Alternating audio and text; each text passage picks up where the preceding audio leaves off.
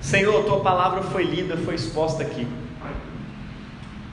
Que a minha linguagem, que a minha palavra aqui seja como a pena de um habilidoso escritor. Mais do que isso, que o Teu Espírito escreva essas palavras no coração de cada um à medida que ela é profetizada e anunciada aqui nesse lugar. Assim como Te revelaste a Pedro, a André, a João Batista, revela-te a nós nessa manhã, ó Cristo. Amém.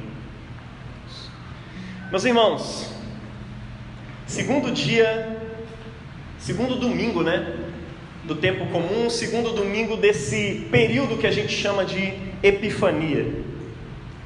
Se a gente fosse olhar todos os sermões da igreja, seguindo ali o calendário litúrgico, você teria um catecismo, uma espécie de catecismo atualizado da igreja todos os anos, desde o início do Advento, quando começa o nosso tempo litúrgico, até o domingo de Cristo Rei, antes do próximo Advento. Você vai ter um catecismo atualizado da igreja, com reflexões teológicas e ensinamentos a respeito de várias coisas, centrado em Jesus, com Jesus no centro, a partir dos evangelhos, aprendendo a respeito de Deus, do Espírito Santo, da descida do Espírito, do sacrifício pascal, da encarnação, da morte, da ressurreição, da interpretação da ressurreição na vida, do Espírito Santo empoderando os filhos de Deus. Você vai aprender a respeito de tudo isso, a respeito de quem é Deus, a respeito dos mandamentos, a respeito de liberdade.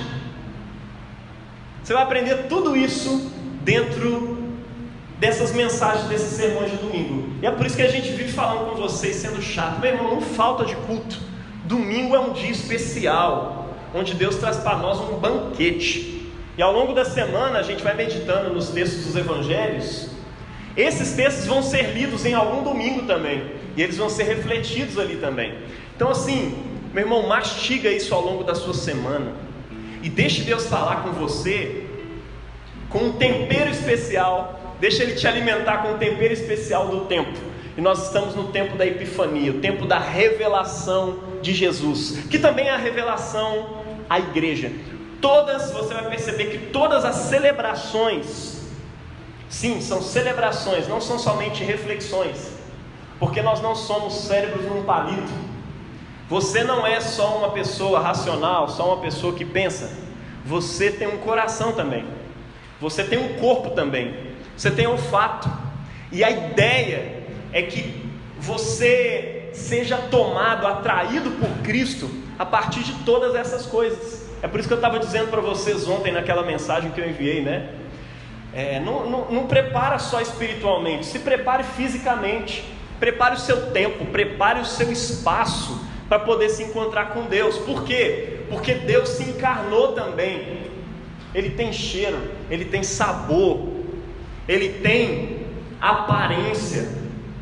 Ele se encarnou numa pessoa, num ser humano, e Ele se tornou homem como eu e você. Encarnou ali todas as culturas, todos os tempos, e nós estamos aqui hoje por causa dele. E é por isso que as nossas reflexões ao longo dos domingos são celebrações e não só reflexões. A reflexão tem o seu lugar e ele é importante, mas nós queremos celebrar cada uma dessas coisas. E todas as nossas celebrações, elas têm um aspecto histórico, onde a gente celebra o que aconteceu na história. Por exemplo, o Natal na história, Jesus entrou e fincou seus pés na terra. Mas nós celebramos também a atualidade litúrgica dessas festas. Como assim? Sim, aquilo que aconteceu com Jesus, e agora que nós estamos em Cristo, também se atualiza em nós como igreja, e ao longo do calendário litúrgico isso vai acontecendo e se atualizando. Isso é pedagógico para nós, isso nos transforma de glória em glória na própria imagem de Cristo. Você está entendendo? Então o Natal de Jesus também significa Jesus nascendo em nós, sendo reproduzido em nós, e de nós para as pessoas. Não importa só saber que Jesus nasceu um tempo atrás, não, importa que Ele possa nascer e ser gerado em nossos corações também. Não importa somente que Jesus apareceu na sua epifania aos magos do Oriente. ou que ele apareceu na sua epifania e a voz do céu no batismo disse: Tu és meu filho amado em quem me compraz. Importa que isso é atualizado em nós também hoje. Uma coisa está conectada com a outra, e as duas são importantes, tanto a história quanto a atualização na liturgia da igreja, a atualidade litúrgica das coisas. E a epifania, nós vemos aqui a epifania de Cristo no domingo passado aos Reis Magos, e hoje nós vemos a epifania de Cristo no segundo evento da epifania, que é o batismo de Jesus. A tradição cristã acredita, você não precisa acreditar nisso para ser salvo não, mas os primeiros pais da igreja e tudo mais, e muitos na tradição acreditam até hoje, que esses 3 dias aconteceram na mesma data, não no mesmo dia, mas foi a mesma data, né? Em que os magos encontraram Jesus lá para os seus 2 anos de idade. Aí depois, na mesma data, Jesus foi batizado nas águas, e depois, 1 ano depois, na mesma data, Jesus faz o seu primeiro milagre nas bodas de Caná da Galileia, e que é o terceiro evento da Epifania, que vai ser refletido alguns domingos depois. Então, a Epifania de Jesus, ela é celebrada na tradição da igreja a partir desses 3 eventos: os magos encontrando Jesus, o batismo de Jesus e o primeiro milagre de Jesus. São os momentos em que Cristo se revela publicamente às pessoas, revela os seus atos, revela a sua identidade, revela a salvação não somente a Israel, mas a todos os povos. Bom, hoje nós vamos refletir sobre o batismo do Senhor. E é engraçado que o texto do Evangelho que a gente leu aqui não parece ter muita coisa a ver com o batismo do Senhor, não é verdade? Ele não fala direto do batismo, ele não fala isso de um jeito reflexivo, né? João não faz isso de modo reflexivo, ele não escreve sobre os eventos meramente. O foco de João está no significado dos eventos. Ele não fica assim: ó, Jesus foi lá na água e João viu e disse, né, como diz nos outros evangelhos sinóticos, né? Eu não sou digno de desatar as correias da sua sandália, eu preciso ser batizado por ti, você vem a mim, né? E aí Jesus vai lá. Não, João reflete como se você já soubesse dessa história, porque esses fatos já eram conhecidos da comunidade que lia esse evangelho, essa carta. Enfim, ele reflete a partir dos significados dela. O significado do batismo de Jesus. Por que o batismo de Jesus é importante? E o batismo de Jesus, para ele, é um momento epifânico, é um momento de revelação, onde nos é revelado, primeiro, o propósito de Jesus. Você viu que ele começa dizendo: eis o Cordeiro de Deus, não é verdade? E quando fala de Cordeiro, meu irmão, você já tem um monte de associações, principalmente você que já tem uma leitura panorâmica da Bíblia, aí você já sabe que Cordeiro na Bíblia tem a ver com morte, com sacrifício, não é verdade? Outra coisa, né, do propósito: aquele que batiza com o Espírito Santo. Ele é aquele que batiza com o Espírito Santo, e ele nos mergulha na realidade divina, na família divina. Ele nos mergulha como filhos na trindade de Deus. Como se João estivesse dizendo assim: olha, Deus falou com ele, né? Aquele sobre quem você vê na hora do batismo o Espírito descer e permanecer, esse batiza as pessoas, não só com água, mas com o Espírito Santo também. Batiza elas no Espírito Santo. Ou seja, o batismo que ele vai realizar depois vai ser um batismo que imerge, que mergulha as pessoas na realidade de Deus, numa família trinitária. Está entendendo? Por meio do batismo de Jesus, você foi enxertado na família de Deus. Aquele batismo é o batismo com o Espírito Santo. Nós não cremos aqui, como o pentecostalismo mais tradicional diria, que o batismo com o Espírito Santo é uma segunda experiência depois da salvação. Não. O batismo com o Espírito Santo acontece quando você é batizado em Cristo Jesus, em nome do Pai, do Filho e do Espírito Santo. O que acontece depois disso tem a ver com algo que está escrito no livro de Atos, que é a plenitude do Espírito, né? Eles oraram e ficaram cheios do Espírito. As mesmas pessoas que tinham sido batizadas com o Espírito Santo antes, de repente elas vão ficando cheias do Espírito em várias ocasiões, e sempre vem acompanhado de alguma coisa. E ficaram cheios do Espírito Santo e de coragem. E ficaram cheios do Espírito Santo e profetizavam. E ficaram cheios do Espírito e fizeram isso e aquilo. Está entendendo? O Espírito Santo, ele vem e nos capacita, ele nos enche da sua plenitude. Mas você já foi mergulhado nele. E através dele você está mergulhado na família eterna. Se chama Trindade dentro da tradição cristã. No Pai, no Filho e no Espírito Santo. Amém? Beleza. Olha a aula de teologia aí, né? Mas também nesse batismo, é um momento epifânico que fala do propósito de Jesus, mas não fala também da natureza de Jesus. João está dizendo assim, olha, ele existia antes de mim. Eu testifiquei que ele é o Filho de Deus. João testificou, porque Deus falou algo com ele na hora que Jesus chegou lá, ele viu que era mesmo. Então, o batismo de Jesus também testifica, né? Ele toca inclusive na distinção das pessoas, inclusive. Ele não fala só, o texto de João começa dizendo que no princípio era o Verbo estava com Deus e o Verbo era Deus.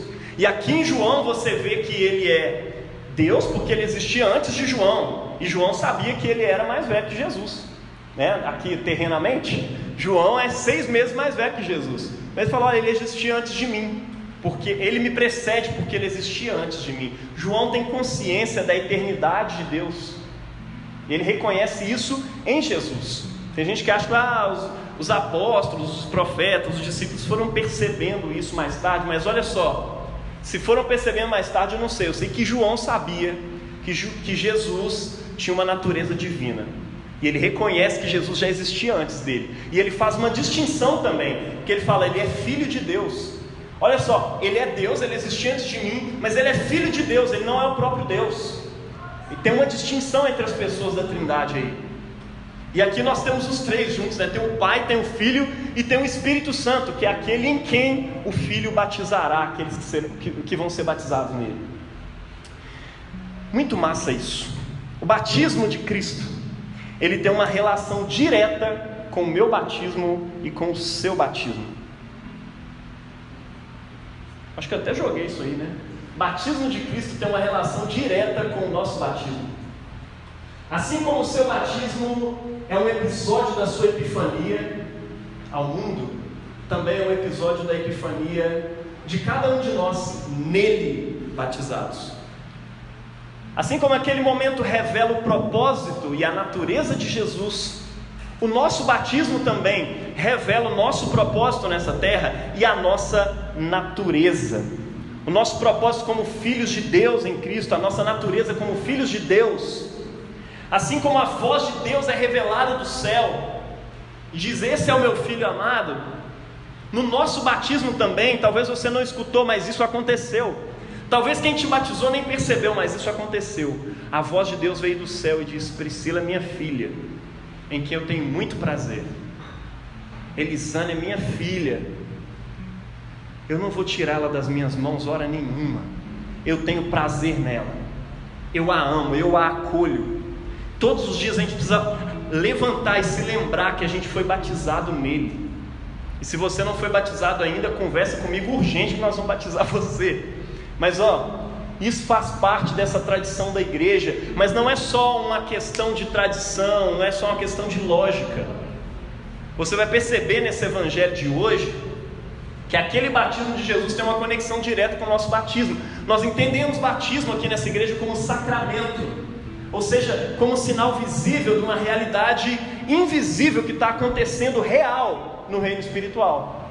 Senão Jesus não tinha pedido para acontecer, para ser feito. Tá? Jesus não queria só que você se lembrasse disso. Ele estava fazendo algo realmente ali. E ele falou que tinha que ter água, ele falou que tinha que ter pão, ele falou que tinha que ter o vinho. Então façam isso. Isto é, olha que doideira. A gente não acredita em transubstanciação aqui não, viu, irmão? Mas Jesus disse que isso aqui é o corpo e é o sangue, ou seja, que a gente está se alimentando dele. Isso aqui não transformou em carne, isso aqui não transformou em sangue, mas nós estamos comendo do próprio Deus, nos alimentando do próprio Deus quando comemos o pão e o vinho. E quando somos batizados nas águas, nós estamos mergulhando, estamos sendo mergulhados na realidade de Deus. Como? Isso é um mistério, meu irmão. Entenda os sacramentos como mistérios da fé, como mistérios de Deus. Eu não sei como, mas você agora habita nas regiões celestiais juntamente com Jesus. Amém? Isso revela também o seu propósito, né? Viver no Espírito, viver pelo Espírito de Deus. Mas vamos começar do começo, né? Afinal, quem está sendo batizado aqui? Isso nos leva ao primeiro ponto de hoje, né? A Epifania começa com um cordeiro. Maravilhoso, né? Aquela pintura ali, acho que é do Rembrandt. O sacrifício de Isaac por Abraão. O episódio todo aqui, ele é encabeçado com uma significativa expressão de João: eis o Cordeiro de Deus. Só vez que você vê essa expressão eis na Bíblia, significa veja. Então, eis que tudo se fez novo, ou seja, veja, tudo se fez novo. Todas as vezes Jesus fala, eis que estou à porta e bato, eles falam, veja, eu estou à porta e bato. Essa expressão é isso. Então João está dizendo, veja, é o Cordeiro de Deus. A epifania de Jesus revela Jesus como Cordeiro. Ele está querendo que você tenha isso em mente hoje. Olha, é o Cordeiro. Veja, Mateus, o Cordeiro de Deus. E o Cordeiro, ele é uma figura recorrente na Bíblia, né? Você tem um Cordeiro ali em Abraão, o nosso pai na fé do povo de Deus inteiro, na verdade, né? Aquele que creu em Deus e isso lhe foi imputado como justiça. Então, em obediência a Deus, ele oferece o seu único filho, sem questionar. E aí o filho dele questiona, né? Onde está a ovelha para o holocausto? Ele pergunta, cara, toda vez que eu vejo a história de Isaac, eu penso no Joãozinho e meu coração começa a doer e dá vontade de chorar. Eu penso, o cara ouviu a voz de Deus, ele falou, cara, eu preciso obedecer a Deus, mas esse é o meu único filho que Deus me deu. E ele vai para aquele monte acreditando que Deus ia ressuscitar, porque ele fala assim, olha, vai subir e depois voltaremos, eu e o menino. Mas ele sabia que ele ia ter que sacrificar o menino lá em cima. E ele não estava mentindo não. Ele acreditava que Deus era poderoso até para ressuscitar. Isso vai ser retomado lá no livro de Hebreus depois. Mas olha que doido isso. A pergunta de Isaac para ele no meio do caminho é, onde está a ovelha para o holocausto, pai? Essa pergunta ecoa pelos séculos, meu irmão. Onde está a ovelha para o holocausto? E Abraão vira para ele e fala, Deus proverá, meu filho.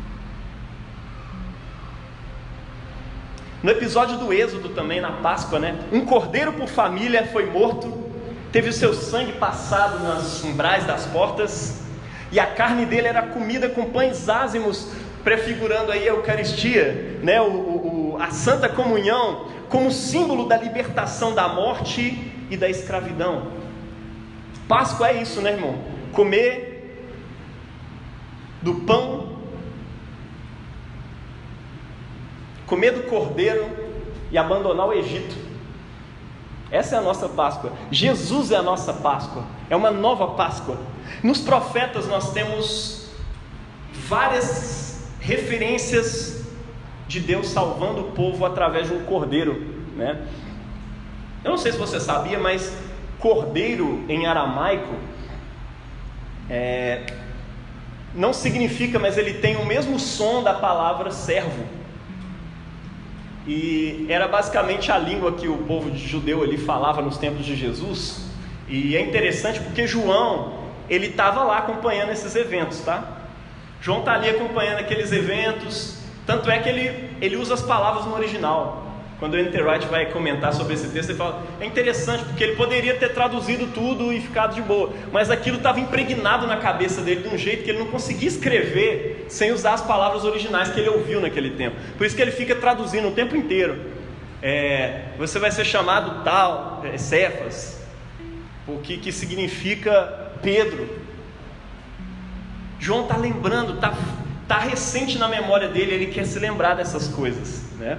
E aí é interessante porque ele ouve João Batista, e provavelmente João era um desses discípulos de João Batista, porque ele lembra com detalhes das coisas que aconteceram. Ele sabe o que aconteceu quando André chegou para falar com Pedro, para chamar ele. Nós vamos ver isso depois. Ele sabe o que aconteceu quando Jesus chama quando João Batista chama esses dois discípulos para ir atrás dele. É como se ele estivesse contando a própria história. Ele fala, um desses que estavam foi André, irmão de Simão Pedro. É interessante isso. Mas cara, ele lembra dessas palavras saindo da boca de João Batista: eis o Cordeiro de Deus, que tira o pecado do mundo. Ou seja, eis o servo de Deus. Ele ecoa profecias como Isaías 52, que fala do servo do Senhor, que procederá com prudência, que vai salvar Israel dos seus pecados. E ele está ecoando também essa primeira leitura de hoje. Quem lembra Isaías 49? Tem um momento lá que fala assim: tu és o meu servo, por meio de quem eu serei glorificado. Tu és o meu servo e vai ser pouco para você salvar somente Israel. Eu estou te colocando, meu servo, como luz para a iluminação dos gentios. Poderoso isso. Isso está ecoando também os outros evangelhos, quando diz: esse é o meu filho amado em quem tenho muito prazer. Que de certa forma está sendo dito por João. Nos outros evangelhos, essa parte do meu filho amado é dita direto por Deus. Aqui em João, é João Batista que está pronunciando: olha, eu vi e testifiquei que ele é o Filho de Deus. Filho de Deus é uma expressão que aparece sempre nas narrativas do batismo. Você foi batizado? Você é filho, você é filha de Deus. Não importa o que você está passando hoje, não importa a atualidade das coisas na sua vida, você foi enxertado em Deus, e Ele não te abandona assim não, meu irmão. A figura é recorrente também nesse evangelho, né? A figura do Cordeiro. E depois vai ser recorrente em Apocalipse. Quem já leu Apocalipse? Já deve ter visto um monte de vezes aparecendo o Cordeiro. O Cordeiro, tinha um Cordeiro como que foi imolado, e ele estava em pé. As visões de João são cabulosas assim, né? Tem um Cordeiro em pé, que tinha aparência de que tinha sido imolado. É muito louco isso. Em João, Jesus morre na cruz exatamente no momento da imolação dos cordeiros para a Páscoa. E João faz questão de fortificar isso, né, no coração das pessoas. Em João, Jesus morre na cruz nesse momento. João vê Jesus como um cordeiro sacrificial. Mais do que isso, João vê Jesus como um cordeiro de Deus. O de Deus está aqui atrás cuidando das crianças. Mas lembra dessa expressão, de Deus? Tem um irmão aqui na igreja que fala, de Deus. Então, João Batista está fazendo uma referência a Jesus como cordeiro de Deus. Possivelmente, não é o cordeiro de fulano, não é o cordeiro de ciclano, não é o cordeiro de Israel, não é o cordeiro de uma outra nação. Talvez João Batista está ecoando aqui Gênesis 22:8, quando Abraão diz: Deus proverá para si o cordeiro, meu filho. Sabe aquela pergunta que ecoa pelos séculos? João Batista está respondendo essa pergunta: onde está o cordeiro para o sacrifício? João Batista está respondendo: eis o cordeiro de Deus, aquele que foi prometido por Abraão, que Deus proverá o cordeiro. Então, esse é o cordeiro provido por Deus. Amém? Mais ainda do que isso, meu irmão, ele vê em Jesus um cordeiro cósmico. Rapaz, que palavra viajada é essa aí, Jaime? É o cordeiro que não é só para a nação de Israel, ele é para o mundo inteiro. Ele é o cordeiro de Deus, provisão de Deus, mas não vai tirar os pecados só dos filhos de sangue de Abraão. Ele vai tirar os filhos na fé de Abraão. Ele não vai tirar os pecados de Israel, ele vai tirar os pecados do mundo inteiro. Pois para você é muito pouco ser o meu servo, o meu cordeiro, para restaurar apenas as tribos de Jacó. Farei também com que você seja uma luz para os gentios, para que você seja a minha salvação até os confins da terra. Luz e salvação. Você vai ser a minha salvação para os confins da terra. E assim o Evangelho chegou aqui no Brasil, meu irmão. O Cordeiro de Deus foi provido para que eu e você hoje o pudéssemos encontrar. E como é que ele ilumina as nações? Como é que ele salva os confins da terra? Como um cordeiro. E quando você vai para o livro de Apocalipse, isso fica muito claro.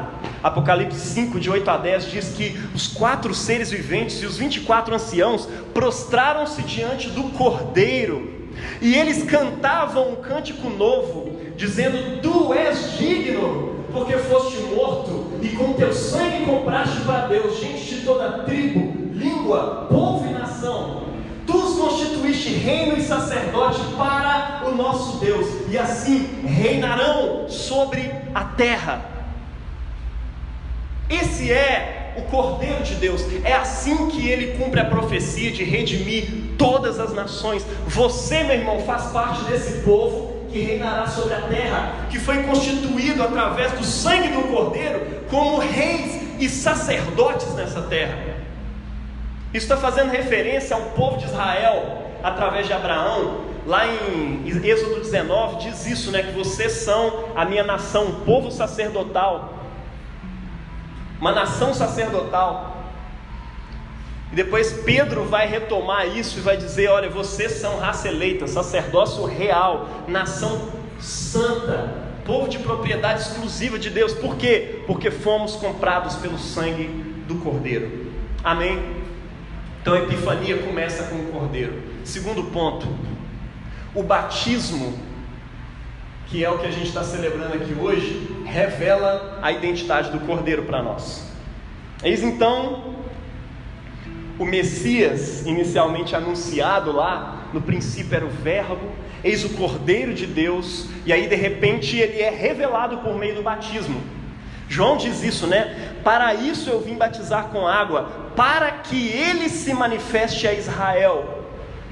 Eu estou batizando para que o Messias se manifeste, ou seja, para que o Messias se revele. Eu estou batizando para que aconteça a epifania do Cordeiro de Deus.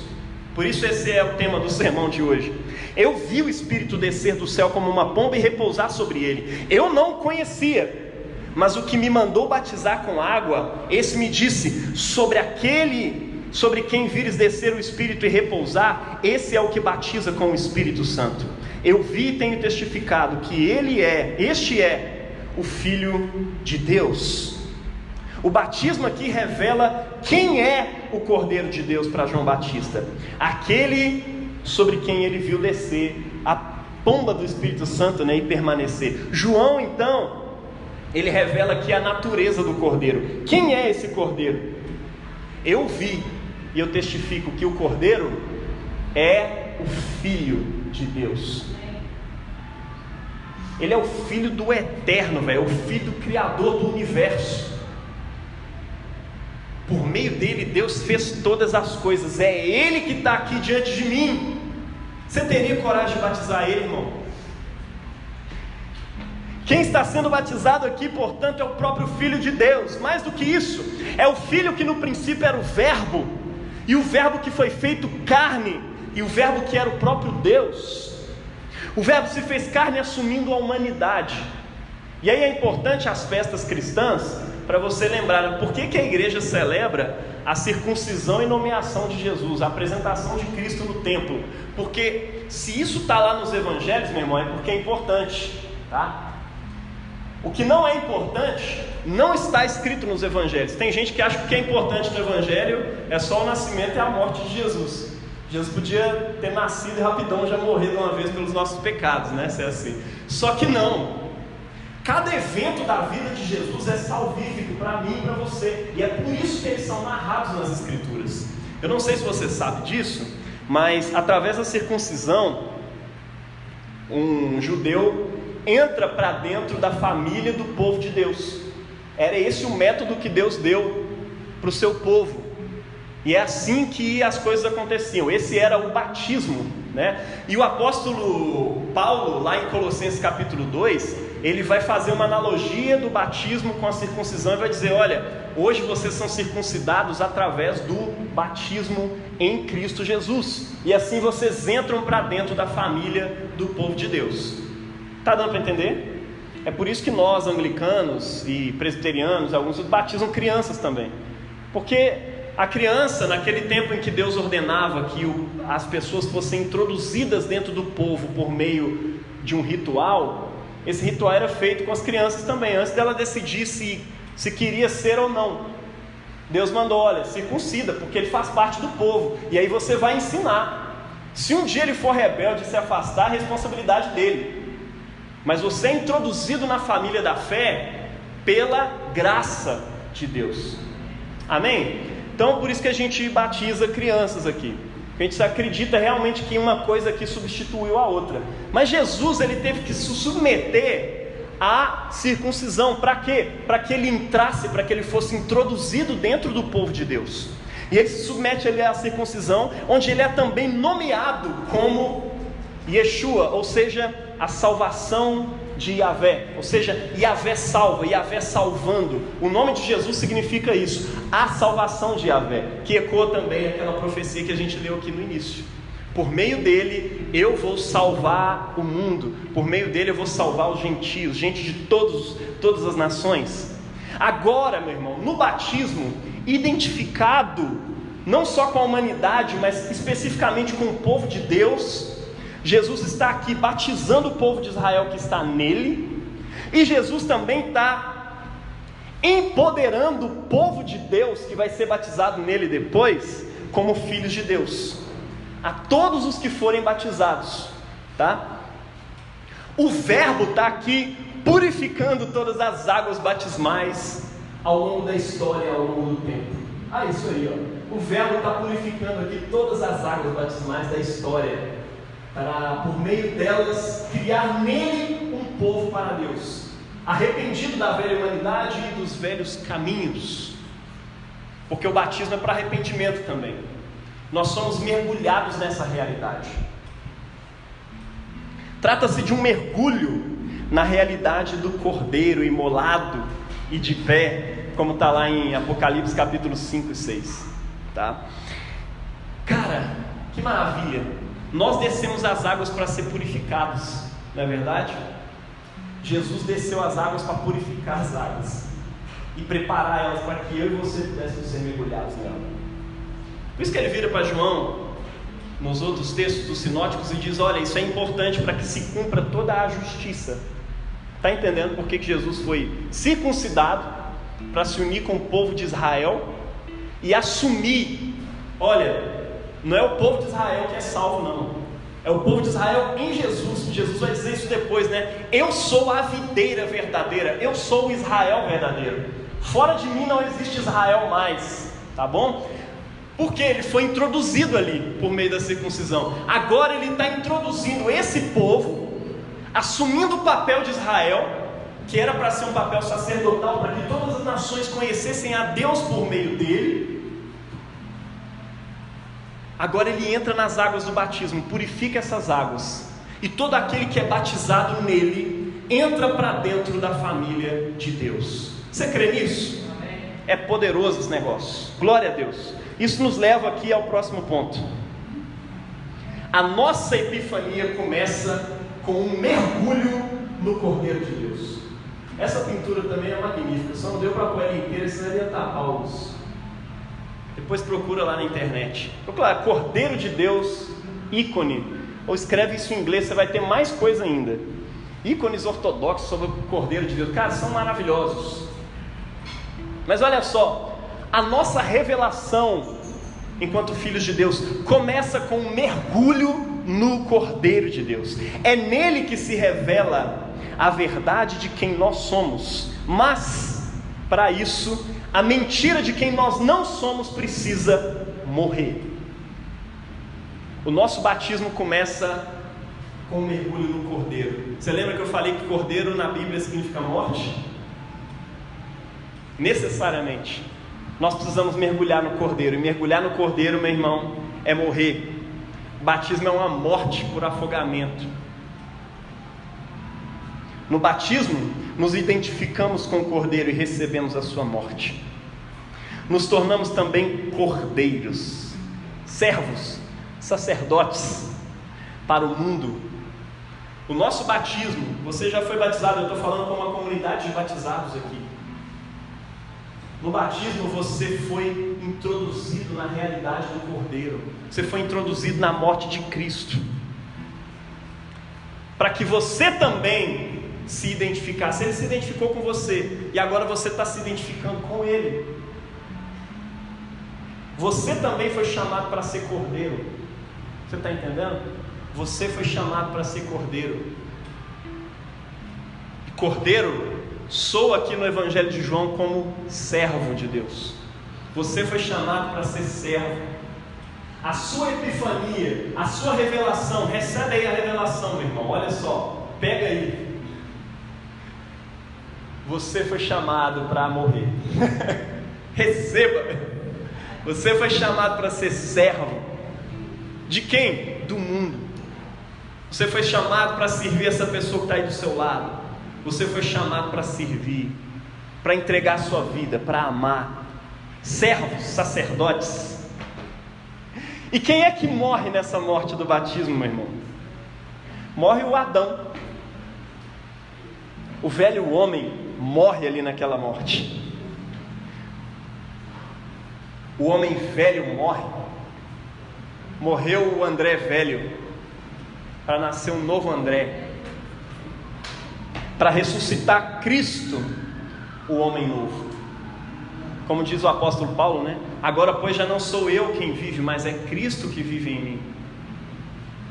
É Ele que precisa viver. E esse viver que agora tenho na carne, vivo pela fé, ou seja, pela confiança no Filho de Deus. Filho de Deus, revelado aqui no batismo, não é?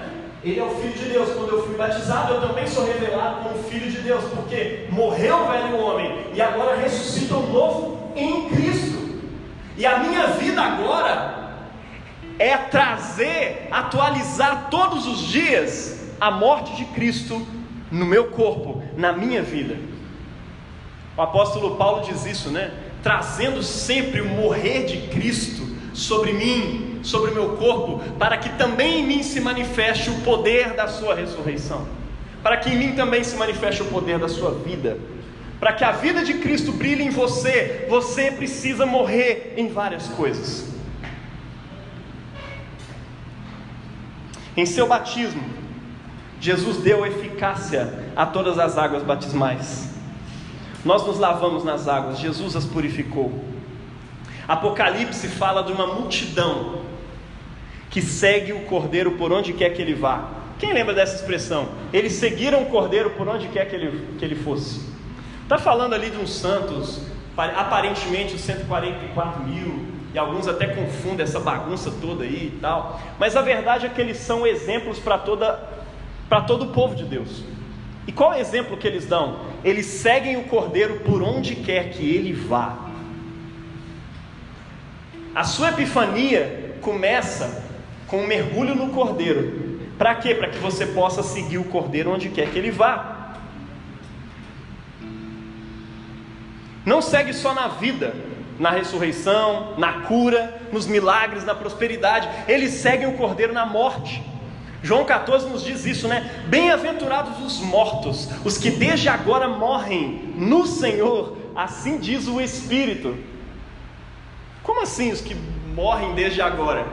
Morrer desde agora, meu irmão, é estar batizado no Cordeiro, é estar batizado na realidade da morte dele, que transforma a sua realidade velha e caída. À medida em que você mergulha mais nele, mais essa realidade velha e caída vai morrendo, e você se aperfeiçoa como filho de Deus, dependente da graça dele, não dos seus esforços. Mas agora os seus esforços fazem sentido, porque ele deu sentido e significado para eles. Jesus veio nos mergulhar, nos afogar, nos matar no Espírito Santo, para que o Espírito Santo possa trazer a realidade da sua vida em nós. Seguir o Cordeiro é habitar a realidade do Cordeiro, começando pela realidade da sua morte. A ideia é que ele viva, não mais nós. Quarto ponto, a nossa epifania, olha só, começa com o batismo no Cordeiro. Agora ela continua em seguirmos o Cordeiro por onde quer que ele vá. Assim como aqueles 144 mil que seguiam o Cordeiro por onde quer que ele fosse. O texto de hoje ele prossegue apresentando dois discípulos do profeta João Batista, que ao ouvirem novamente, eis o Cordeiro de Deus. Essa frase é dita duas vezes na leitura de hoje. Uma antes do batismo, aí depois do batismo, Jesus está lá andando de boa, como quem não quer nada, e de repente João olha para os seus discípulos que estavam com ele, que era André, e um outro que provavelmente era o próprio João que está escrevendo isso aqui.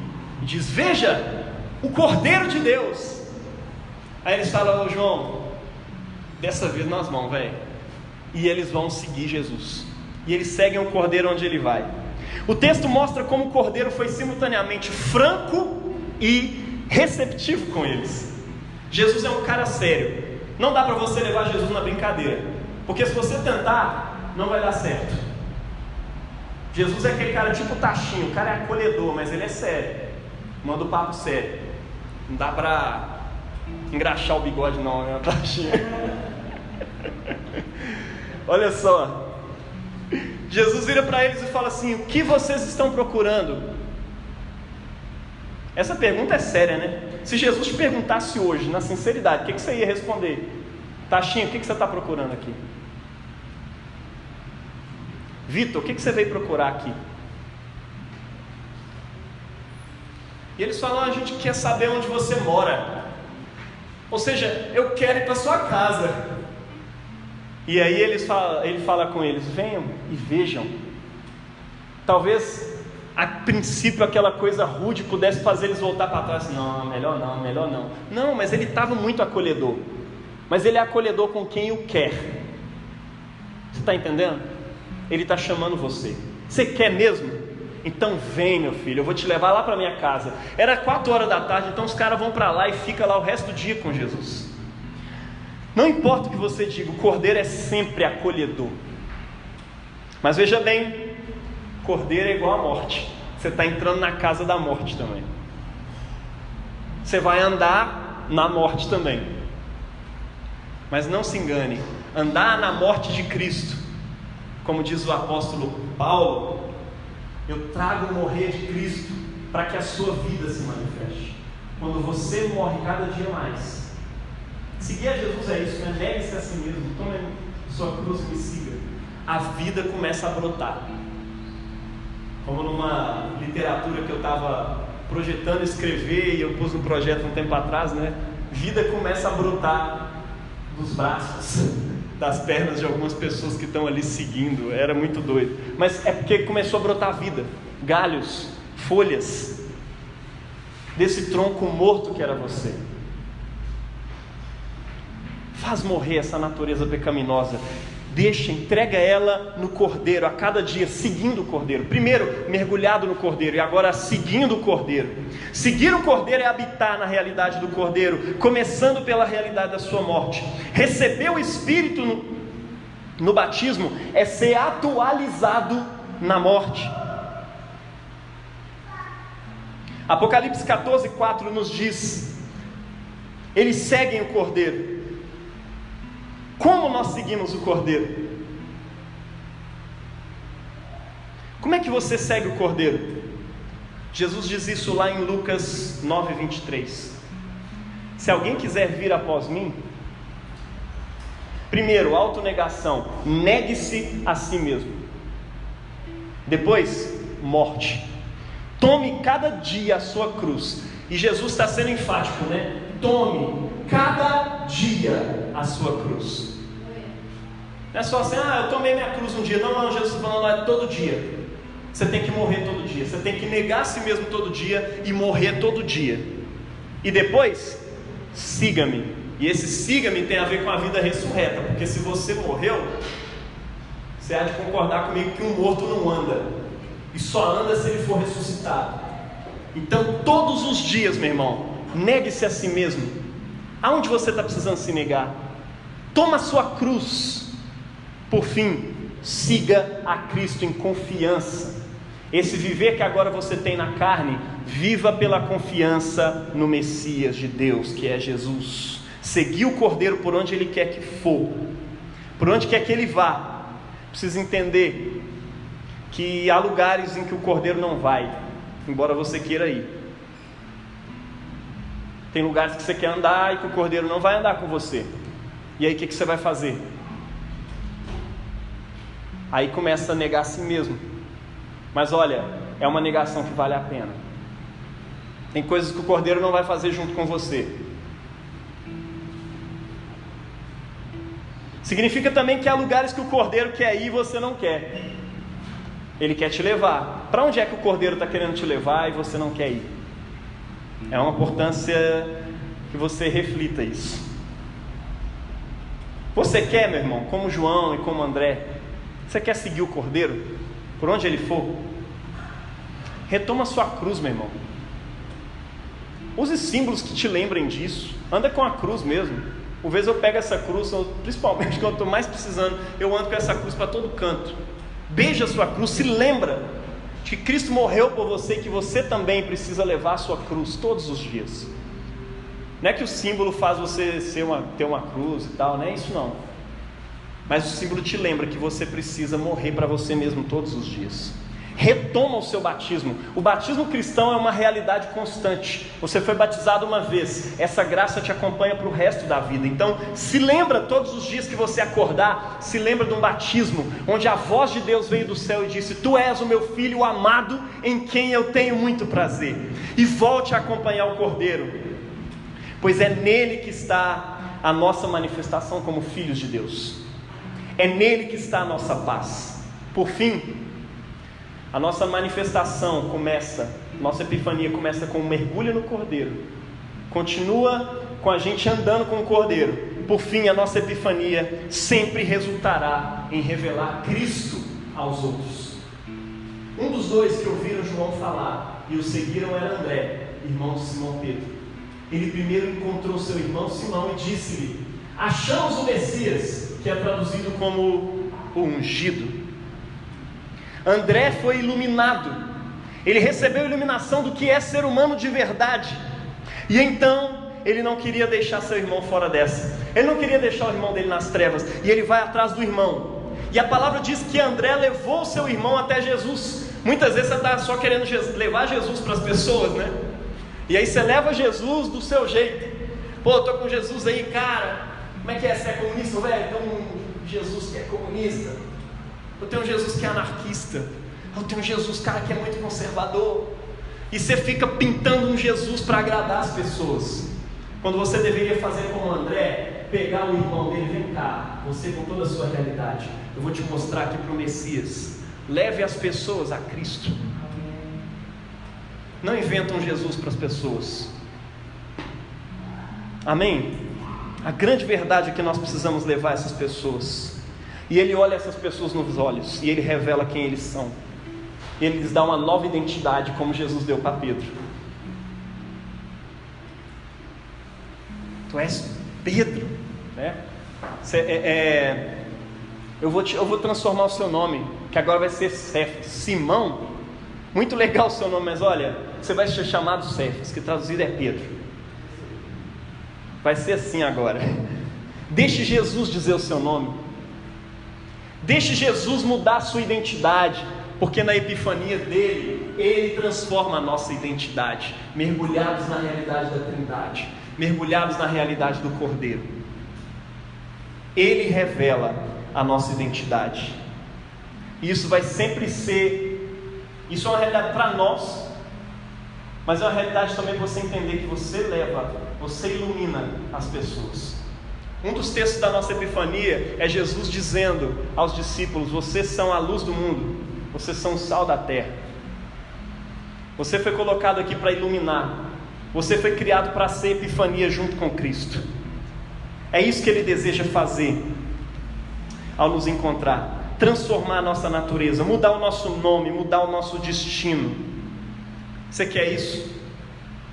Convido você a inclinar sua cabeça nesse momento. Vamos orar.